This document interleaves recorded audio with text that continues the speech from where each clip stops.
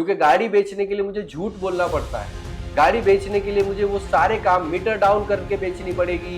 Accident हुई doctor की तरह हमारा काम है। अगर एक डॉक्टर से गलती हो रही है तो एक पेशेंट की जान जाने का खतरा होता है, लेकिन एक टेक्नीशियन से जब गलती होती है तो उस वक्त उस गाड़ी में बैठे जितने लोग, वो गाड़ी जितने लोगों को जाके ठोक सकती है एरर की वजह से, उन सब की जान जाने का खतरा होता है। हमारे गराजेस जो होते हैं जिन पे 2 गाड़ियां, 4 गाड़ियां, 10 गाड़ियां खड़े रहने गए, मल्टी ब्रांड वर्कशॉप, यहाँ पे रिपेयर होती थी, सर्विस होती थी, हर तरीके का काम। काम क्या करना है, उनका सोल्यूशन क्या है, ठीक है, ये कंप्लीट ट्रेनिंग हमारी होनी चाहिए। लेकिन क्या हुआ, हमारी ट्रेनिंग दोनों टुकड़ों टुकड़ों में हुआ। ये कि उस्ताद को जो आता था वो हमने सीखा। शुरुआत में 10 साल पहले, 15 साल पहले तो दोस्तों, कैसे आप सभी लोग, मैं आशा करता हूँ कि आप सभी ठीक होंगे। आज की जो ये वीडियो है, इसमें कोई टेक्निकल टॉपिक हम नहीं कवर कर रहे हैं, ना ही कोई हम ऐसा टॉपिक कवर कर रहे हैं जिसके लिए हमारा स्कैनकास्ट का जो चैनल है वो जाना जाता है। आज की वीडियो में मैं कुछ आप लोगों से बात करना चाहता हूं और इसलिए ये वीडियो जो है मैंने आज बनाई है। मैं आप लोगों से रिक्वेस्ट करूंगा कि आप लोग इस वीडियो को लास्ट तक जरूर देखिए, क्योंकि इस वीडियो में मैंने ट्रेनिंग की इम्पोर्टेंस समझाई है कि ट्रेनिंग हमें क्या से क्या बना देती है। आज हम लोग जो अर्निंग कर रहे हैं या जो हम लोग काम कर रहे हैं, उससे हम कितना आगे जा सकते हैं, हमारी जो रोजी है उसमें हम लोग कितना इजाफा कर सकते हैं। इसी के साथ साथ दोस्तों, जब तक ये वीडियो आएगी रमज़ान ख़त्म हो चुका होगा। मैं आप सभी लोगों को रमज़ान ईद की बहुत बहुत मुबारकबाद देना चाहता हूँ। हम दुआ करते हैं कि आप और आपकी फैमिली, हम सब ने जो मिलके इबादत की है रमज़ान के दौरान, जो रोज़े किए हैं रमज़ान के दौरान, वो हमारे कबूल हों। अल्लाह सुब्हानहू व तआला हमें खुशियों से नवाजें, परिवार को, हमारी फैमिली को सेफ रखे। आप दुनिया में कहीं पर भी हो, आप सेफ रहें। इसी दुआ के साथ में मैं इस वीडियो को शुरू करना चाहता हूं। आज मैं आप लोगों को समझाऊंगा कि ट्रेनिंग का इंपॉर्टेंस क्या है। तो चलिए वीडियो में कंटिन्यू करते हैं।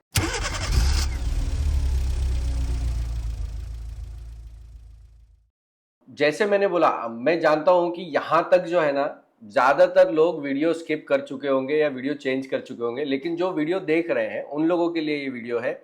बिकॉज ज्यादातर टाइम क्या होता है, हमारी जो टेक्निकल वीडियोस भी आती है जहां पे हम एक्चुअली में एक प्रॉब्लम सॉल्व कर रहे होते हैं, वो वीडियो भी शुरुआत के 2-3 मिनट तक लोग देखते हैं, पूरा नहीं देखते हैं। देन उसके बाद में बहुत सारे कमेंट्स हमें आते हैं कि सर टॉपिक कवर कीजिए, वो टॉपिक कवर कीजिए, जबकि कई बार ऐसा होता है कि वो उसी वीडियो में जिसमें ये कमेंट डाला गया है, उसी वीडियो में वो टॉपिक कवर हो गया होता है। ठीक है, तो मैं आप लोगों से बात कर रहा हूं जो लोग इस वीडियो में अभी तक रुके हुए हैं। इंपॉर्टेंट क्यों है ट्रेनिंग, उसको समझते हैं। सबसे पहले समझिए दोस्तों, ऑटोमोबाइल इंडस्ट्री में, सर्विस में खास करके, चाहे वो मैकेनिक हो या चाहे इलेक्ट्रिशियन हो, ये हम बने कैसे हैं, सबसे पहले हमें वो समझना पड़ेगा, हमें याद करना पड़ेगा हम बने कैसे। अब इस इंडस्ट्री में 2 तरीके से हम लोग काम कर रहे हैं। एक तो हम लोग आईटीआई करके आए, पॉलिटेक्निक हमने किया, एंड उसके बाद में हमने कहीं पे अप्रेंटिसशिप की। अप्रेंटिसशिप करने के बाद में ब्रांड में अगर आप काम कर रहे हो, टाटा, मारुति, महिंद्रा या किसी और ब्रांड में, तो उनके यहाँ पे अपनी ट्रेनिंग होती है। अब दूसरा समझिए कि हम हमारे एजुकेशन में, जो हमारा ट्रेडिशनल एजुकेशन इंडिया में माना जाता है, जिसको हम लोग स्कूल कॉलेज का एजुकेशन कहते हैं, डिग्री का एजुकेशन कहते हैं, उसमें हम उतने अच्छे नहीं थे। तो हमने या तो ये डिसीजन लिया या हमारे पेरेंट्स ने ये डिसीजन लिया कि वो हम गैरेज में ले गए, गैरेज में हमने काम शुरू किया। गैरेज में जब हमने काम शुरू किया तो शुरुआत के दौर में हमने हमारे उस्ताद से सीखा। ठीक है, तो हुआ ये कि उस्ताद को जो आता था वो हमने सीखा। शुरुआत में 10 साल पहले, 15 साल पहले मैकेनिकल वर्क का बहुत ज़्यादा डिमांड थी इंडस्ट्री के अंदर, तो हमने एक मैकेनिक के अंडर रहकर काम किया। कितनी बार ऐसा हुआ है कि हमारे साथ में हमारे टेक्नीशियन, आप लोग रिलेट करोगे इस बात से, कि पहले 1-1.5 साल, 2 साल तक तो सिर्फ नॉर्मल सा काम कराया जाता था, जिसमें ब्रेक पैड चेंज करना हो गया, टायर खोलने हो गए, पैनल खोलने हो गए, ये सब काम किया जाता था। उसके बाद में आपको एक्चुअली मैकेनिकल वर्क हमें हाथ में मिलता था। ठीक है, लेकिन जब हम बाहर मार्केट में काम करते तो वहां पे हमारी ट्रेनिंग हुई नहीं है। वहां पे हमारी जो ट्रेनिंग हुई है वो उस्ताद के अंडर में हुई है। अब उस्ताद के अंडर में ट्रेनिंग लेने में फायदा भी बहुत है। फायदा इस बात का है, उस्ताद ये जानता है किस गाड़ी में किस प्रॉब्लम के लिए क्या सोल्यूशन होता है। क्यों? क्योंकि उनके पास एक्सपीरियंस बेस्ड लर्निंग होती है, राइट। तो आप जब उनसे सीखते हो, तो अगर आपका उस्ताद के पास में 20 साल का एक्सपीरियंस है, तो आपके पास में भी वही 20 साल का एक्सपीरियंस अगले 5 साल में आ जा सकता है, क्योंकि उन्होंने 20 साल में एक्सपीरियंस बेस्ड लर्निंग की है। ठीक है, आपने उनसे सीख लिया, लेकिन उनका जो एक्सपीरियंस है वो ओवरऑल नहीं होता है, यानी कि जो फंडामेंटल्स है वहाँ पे कई बार मिसिंग होते हैं। उनको ये नहीं पता होता है कि अगर इन 5,000 प्रॉब्लम्स मुझे सॉल्व करने आती है, 5,000 के बाद अगर उसके बाद कोई प्रॉब्लम आएगी तो मैं कैसे सॉल्व करूंगा, ठीक है। नॉर्मली हमारा तरीका ये होता है कि हम किसी दोस्त से पूछ लेते हैं, किसी जानकार से पूछ लेते हैं। अब मैकेनिकल तौर पे ये पॉसिबल था, लेकिन जब इलेक्ट्रिकल और इलेक्ट्रॉनिक आना शुरू हुआ तो स्टार्टिंग में जो इलेक्ट्रिशियन थे वो इलेक्ट्रिशियन इलेक्ट्रॉनिक को देख के घबराने लगे। क्यों? क्योंकि वो इलेक्ट्रिशियन सिर्फ headlight, tail light, normal heavy load पे काम करने वाले, स्टार्टर, ऑल्टरनेटर, ये सारा काम करना जानते थे। अब प्रॉब्लम कहाँ पे हुई? प्रॉब्लम ये हुई इलेक्ट्रॉनिक जो है वो कंप्लीटली डिफरेंट तरीके से काम करता था। सेंसर की वोल्टेजेस समझ में नहीं आती थी इलेक्ट्रिशियंस को, एक्चुएटर की वोल्टेजेस समझ में नहीं आती। आज चलो अच्छी बात ये है कि यूट्यूब के आने के बाद में धीरे धीरे ये चीजें जो है ना वो बाहर आने लगी, लोग वीडियोज बनाने लगे। ऐसे बहुत सारे अच्छे टेक्नीशियन है जिन्होंने फ्री में वीडियोज बनाई, जिसके जरिए हमारी लर्निंग हुई। अब देखिए मैं आपको फर्क समझाता हूँ।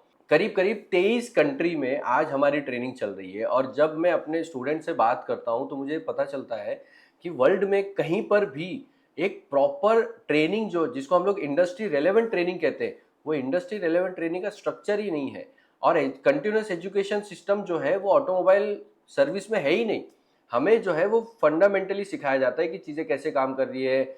मतलब अगर आप कॉलेज की पढ़ाई देखो तो कॉलेज या स्कूल की पढ़ाई, आईटीआई की, पॉलिटेक्निक की पढ़ाई में क्या होता है, आपको ये बताया जाता है कि फंडामेंटली चीजें कैसे काम कर रही हैं या पार्ट्स कैसे काम करते हैं, ठीक है।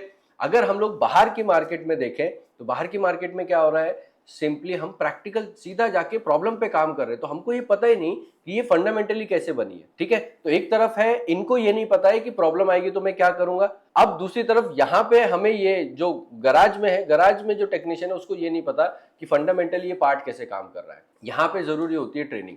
ट्रेनिंग किस तरीके से की जाती है? जब हम लोग इंडस्ट्री रेलेवेंट सर्विस ट्रेनिंग की बात करते हैं तो वहां पर जरूरी ये होता है कि आपको फंडामेंटली सारे के सारे सिस्टम्स को आपको समझ में आना चाहिए, कौन सा सिस्टम कैसे काम कर रहा है। वो सिस्टम जब काम करता है तो उसमें क्या क्या पेन पॉइंट्स होते हैं, कौन से एरर्स उसमें बन सकते हैं, उन एरर पे फिर हमें काम क्या करना है, उनका सोल्यूशन क्या है, ठीक है। ये कंप्लीट ट्रेनिंग हमारी होनी चाहिए थी, लेकिन क्या हुआ, हमारी ट्रेनिंग दोनों टुकड़ों टुकड़ों में हुई। एक तरफ हमारे स्टूडेंट है जिन्होंने डिग्री ली है, दूसरी तरफ हमारे टेक्नीशियंस है जिन्होंने रियल लाइफ में डिग्री ली है। अब ये दोनों जो है ना इंडिपेंडेंटली अपनी अपनी जगह पे स्ट्रगल कर रहे हैं। यहाँ पे कंप्लीट ट्रेनिंग की जरूरत होती है, जहाँ पे हमारे जैसे इंस्टीट्यूट, मैं ये नहीं कह रहा हूँ कि हमारा इंस्टीट्यूट, हमारे जैसे इंस्टीट्यूट आते हैं जो इस गैप को फिल करते हैं। हम क्या करते हैं, हम फंडामेंटल भी एक्सप्लेन करते हैं और साथ के साथ हैंड्स ऑन प्रैक्टिस देते हैं, जिससे कि आपकी ट्रेनिंग जो है वो कंप्लीट तरीके से हो जाती है। एक बहुत बड़ा ओवर द पीरियड हमें समझनी पड़ेगा हमारा आज एटीट्यूड कैसा बन गया है। हमारा एजुकेशन उतना ज़्यादा नहीं है, हमने बहुत ज़्यादा पैसा खर्च नहीं किया है इस इंडस्ट्री में आने के लिए, जैसे कि बाकी की इंडस्ट्री में प्रोफेशनली करना पड़ता है। आप आईटी इंडस्ट्री में जाओ 20-30 लाख रुपए लग जाते हैं, आप किसी और इंडस्ट्री में जाओ, यहाँ तक कि आज के टाइम पे टेलरिंग सीखने के लिए भी आपको फीस देनी पड़ती है। लेकिन ऑटोमोबाइल में जब आप यहाँ पे आए थे तो आपको कुछ दिनों के बाद में थोड़ा बहुत मेहनताना मिलना शुरू हो गया था, और उसके बाद आपने पूरा सीखा है, आपने गाड़ियों पे प्रॉब्लम पैदा की है, गाड़ियां खराब की है, और आज आप इस स्थिति में हैं कि आप अपने लिए रोजी रोटी बना रहे हैं, किसी भी अच्छे इंजीनियर से ज्यादा पैसा कमा रहे हैं, आपके पास खुद का घर है, आपके पास में अच्छे क्लाइंट्स हैं, आपकी मार्केट में इज्जत भी है। लेकिन यहाँ पे हमारे टेक्नीशियंस में एक चीज देखने मिल रही है जिसको हम कहते हैं एरोगेंस। एरोगेंस किस बात का? कि हमें सब आता है, हमें ट्रेनिंग की जरूरत नहीं, हम तो खुद सब कर लेते हैं। अब दोस्तों ये जो एरोगेंस है ना, ये एरोगेंस हमें कहाँ लेके जाएगा? अब इस एरोगेंस के साथ में आप लोगों को ना एक रियलिटी में आप लोगों को बताना चाहता हूँ।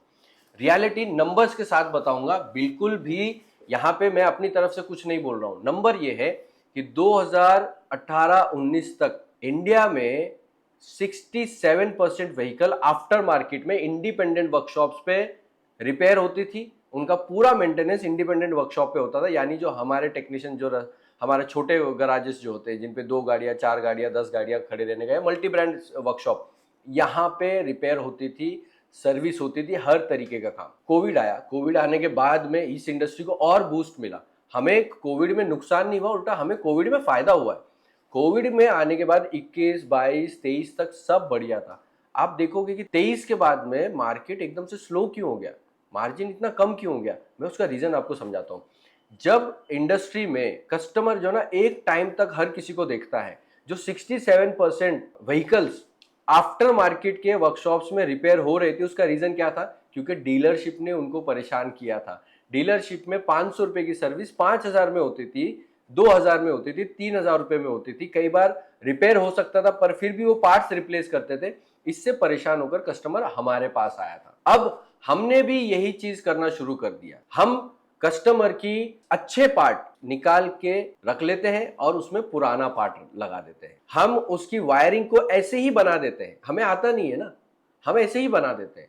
हमें काम पूरी तरह आता नहीं है लेकिन हम लोग ले लेते हैं और फिर गाड़ी को फंसा के रख देते। ओके, अब ये जो प्रॉब्लम थी 23 के बाद में इतनी बढ़ गई है कि पिछले 2 साल में हम एक चीज देख रहे हैं, ये जो नंबर है वो रिवर्स होते जा रहा है धीरे धीरे धीरे धीरे। जो 67% व्हीकल आफ्टर मार्केट में रिपेयर हो रही थी, आज करीब करीब 50% जो है वापस कंपनी के पास जा चुकी है।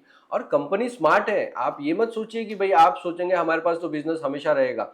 आज देखिए क्या हो रहा है, नई गाड़ियों, जब आप कोई नई कार ले रहे हो इंडिया में, तो वो कार आपके 2 साल की 3 साल की फ्री सर्विस के साथ आती है।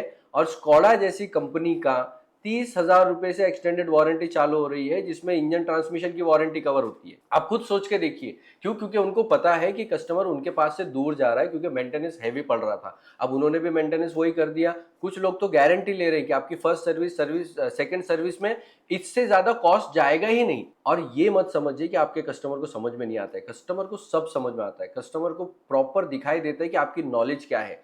उसको समझ में आता है कि मैं आपके पास गाड़ी लेकर, ये बंदे के पास एक बार में काम होता ही नहीं है, 10 बार मुझे गाड़ी लेके आना पड़ता है। कितने दिन तक वो आपके पास आएगा? चलो आज उसके पास पुरानी गाड़ी है, 2 साल 4 साल 5 साल 6 साल पुरानी गाड़ी यूज कर रहा है, पर वो नई गाड़ी लेगा तो आपके पास आएगा क्या? जो एक्सपीरियंस उसको आपने दिया है वो आपको लगता है कि वो आपके पास में लेकर आएगा? दूसरी एक चीज और बताइए, जो पिछले 10 साल से हम लोग आफ्टर मार्केट में बैठ के जो पैसा बना रहे थे, ठीक है, उस दौरान हमने अपने आप को ट्रेन किया नहीं, है ना? हमने अपने वर्कशॉप्स को भी अपडेट नहीं किया। आज भी हम गंदे कपड़े पहन के ही काम कर रहे हैं, हमारे पास एप्रोन नहीं होता है, हमारे पास में प्रॉपर ट्रेनिंग के गियर्स नहीं होते हैं, हमारे पास प्रॉपर टूल भी नहीं होता। हमें तो ये तक नहीं पता है कि प्रॉपर टूल होते क्या है। इतना सब कुछ होने के बावजूद भी हम एक अच्छी रोजी रोटी कमाते हैं। आपका कस्टमर आपके हाथ में भरोसा करके 10 लाख की, 20 लाख की, 30 लाख की गाड़ी आपके हाथ में देके जाता है। एक चीज याद रखिए, अगर एक टेक्नीशियन से, डॉक्टर की तरह हमारा काम है, अगर एक डॉक्टर से गलती हो रही है तो एक पेशेंट की जान जाने का खतरा होता है, लेकिन एक टेक्नीशियन से जब गलती होती है तो उस वक्त उस गाड़ी में बैठे जितने लोग, वो गाड़ी जितने लोगों को जाके ठोक सकती है एरर की वजह से, उन सब की जान जाने का खतरा होता है। हमारी जिम्मेदारी किसी भी एक डॉक्टर से ज्यादा बड़ी होती है। और हम क्या डॉक्टर है? हम कौन से डॉक्टर है? हम जो कंपाउंडर होता है ना, जो सिर्फ पहले दवाइयां पूरी बना के देता था, वो डॉक्टर बन के बैठे हुए हैं, ठीक है? और हमारा एरोगेंस देखो, मैं किसी एक पर्सन के बारे में बात नहीं कर रहा हूं, हमारा एरोगेंस देखो। हमारा एरोगेंस ये कि हमको सब आता है, हम कोई भी पूरी बना के दे देंगे, वो जादू कर देगी, पेशेंट ठीक हो जाएगा, ठीक है? हम बीमारियां बढ़ा रहे हैं। आपको क्या लगता है कस्टमर को समझ में नहीं आ रहा है? मुझे दिन में, आज हम लोग ट्रेनिंग सेंटर चलाते हैं, मगर दिन में 20 कॉल आते हैं कि सर आपका वर्कशॉप है तो मैं गाड़ी आपके पास लेकर आता हूं, बिकॉज मुझे बाहर भरोसा नहीं रह गया है। और हम क्योंकि टेक्नीशियंस को ही ट्रेन कर रहे हैं तो हम लोग उनको मना कर देते हैं। लेकिन अब आप सोच के देखिए कि हमारा एजुकेशन, हमारा एक्सप्लेनेशन, हमारी ट्रेनिंग को देखते हुए कस्टमर ने हमारी तरफ रुख किया ना। अगर मैं वर्कशॉप शुरू कर दूं तो मेरे पास कस्टमर आना शुरू हो जाएंगे। लेकिन हमने चूज किया कि नहीं, हम ट्रेनिंग प्रोवाइड करेंगे, क्योंकि बड़ी प्रॉब्लम यह है कि हमारे जो टेक्नीशियंस हैं उनको ट्रेनिंग की जरूरत है। अगर यही कंडीशन रही तो अगले 5 साल में काम करना मुश्किल हो जाएगा। ईवी को कैसे समझेंगे आप? Electronic, electrical system, diagnosis, scanner, इसको कैसे समझेंगे? यहां पे मैं एक पॉइंट और ऐड करना चाहता हूं। इंग्लिश में एक कहावत है, वल्नरेबिलिटी करप्ट्स यू। इसका मतलब ये होता है कि मजबूरी आपको भ्रष्टाचारी बनाती है। इसका मतलब क्या था, मैं आपको समझाता हूं क्या हुआ। पिछले 10 साल में हम ट्रेंड देखते हैं, चलिए, ऑटोमोटिव, इलेक्ट्रॉनिक और इलेक्ट्रिकल का बहुत ज्यादा काम आने लगा। आपकी चेक लाइट आ रही है, वायरिंग रिलेटेड प्रॉब्लम आ रही है, ठीक है? आपने यूट्यूब पे देखी कि स्कैनर जो है वो प्रॉब्लम सॉल्व कर देता है। अब आपने स्कैनर ले लिया, स्कैनर लेने के बाद भी प्रॉब्लम सॉल्व नहीं हो रही है। इसका फायदा जो कंपनीज, इतने सारे डीलर, इतने सारे स्कैनर आ गए मार्केट के अंदर, और वो सारे के सारे बैठ के सिर्फ एक काम कर रहे हैं, वो ये कि आपको स्कैनर बेचने की कोशिश कर रहे हैं, क्योंकि आपको लग रहा है कि प्रॉब्लम जो है वो स्कैनर से सॉल्व होती है। प्रॉब्लम स्कैनर से सॉल्व नहीं होती है, ठीक है? प्रॉब्लम सॉल्व होती है जब आपकी ट्रेनिंग अच्छी होती है, आप डायग्नोसिस समझते हो, आप स्कैनर का पूरा इस्तेमाल समझते हो। लेकिन क्यों ये सारी कंपनी जो है प्रॉपर ट्रेनिंग प्रोवाइड नहीं करती? उनको क्या लगता है पता है, उनको लगता है कि टेक्नीशियंस को अक्ल नहीं है कि उनको पहले ट्रेनिंग लेनी चाहिए फिर स्कैनर लेना चाहिए। उन्हें ये लगता है, इसलिए वो आपको स्कैनर बेचे जा रहे हैं इतने सालों से। अब यहाँ पे मैं आप लोगों से ये चाहता हूं दोस्तों, रॉन्ग साबित कीजिए उन लोगों को, पहले ट्रेनिंग लीजिए। अगर आपके पास बजट है भी ना तो पहले ट्रेनिंग में इन्वेस्ट कीजिए, और ट्रेनिंग अच्छी जगह पे जाकर लीजिए। जरूरी नहीं किसी इंस्टीट्यूट से जाकर लीजिए, हमसे आकर लीजिए, नहीं। हो सकता है आपके एरिया में कोई ऐसा बंदा हो जो बहुत सालों से डायग्नोसिस करता हो, जो परफेक्ट डायग्नोस्टिक टेक्नीशियन हो, जाइए उससे बात कीजिए, उससे ट्रेनिंग लीजिए, किसी ना किसी से ट्रेनिंग जरूर लीजिए। उसके बाद में स्कैनर खरीदिए, देखो कितना फायदा होगा आपको।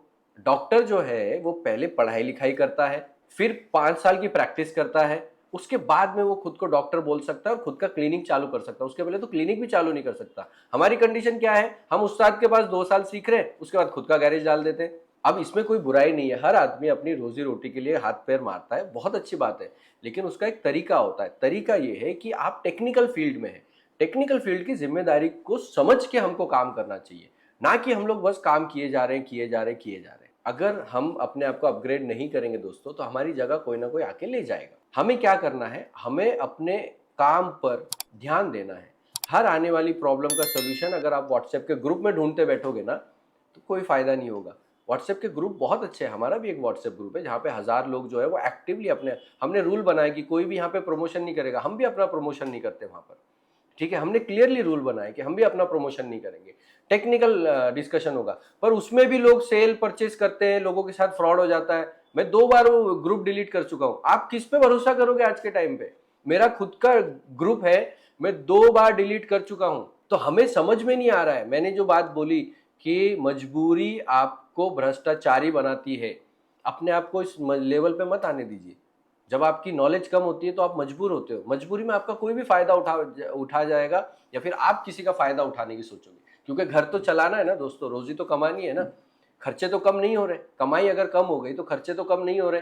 हमें अपने आप को भी अपग्रेड करना पड़ेगा। जिस पेशेंट पे आप काम कर रहे हो, 10 साल पहले वो पेशेंट कैसा आता था और आज वो पेशेंट कैसा आ रहा है, तो ये भी तो देखिए 10 साल पहले आप किस स्टेज पर थे और आज आप किस स्टेज पर है।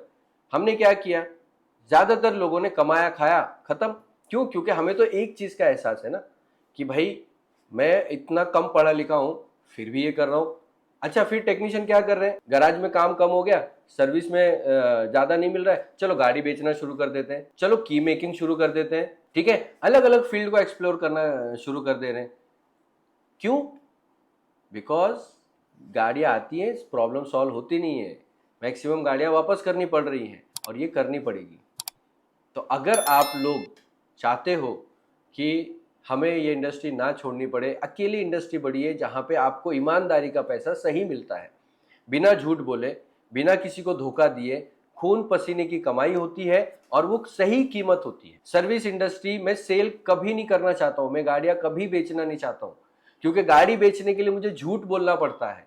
गाड़ी बेचने के लिए मुझे वो सारे काम मीटर डाउन करके बेचनी पड़ेगी, एक्सीडेंट हुई है तो बताना पड़ेगा नहीं एक्सीडेंट हुआ है, ये सारी चीजें करनी पड़ेगी। 80% जो लोग हमारी इंडस्ट्री में काम करते हैं वो लोग मुसलमान हैं। मुसलमान होकर आप ये काम कैसे कर सकते हो? मैं नहीं बेचना चाहता हूं गाड़ी, मेरा ईमान मुझे अलाउ नहीं करता है कि मैं गाड़ी बेचूं। तो क्या करूं, मैं सर्विस छोड़ दूं? नहीं, मैं अपने आप को अपग्रेड करूं, मैं अपने आप को सही टाइम पे अपग्रेड करूं, ऐसा ना हो कि देर हो जाए। इसी के साथ दोस्तों मैं आज की वीडियो में विदा लेता हूं। इस वीडियो में मेरा प्रमोशन का कोई मकसद नहीं था। मैं जानता हूं बहुत सारे लोगों ने लास्ट तक वीडियो नहीं देखी होगी। अगर आप लोगों ने अभी तक ये वीडियो देखी है तो स्कैनकास्ट के चैनल को ज़रूर सब्सक्राइब करो, क्योंकि स्कैनकास्ट के चैनल पे हम automotive, electronic repair, vehicle diagnosis और ईसीएम रिपेयरिंग की बहुत ही टेक्निकल वीडियोस हम लोग बनाते हैं, जिससे आप उन वीडियो को लेकर टेक्निकली और ज़्यादा एडवांस होते हो और एज ए टेक्नीशियन आप और दिन पे दिन बेहतर होते जाते हो। 67% लोगों ने अभी तक हमारा जो चैनल है वो सब्सक्राइब नहीं किया है, प्लीज़ आप इसको सब्सक्राइब कीजिए। इसी के साथ मैं आप लोगों से विदा लेता हूँ। Thank you so much. जय हिंद।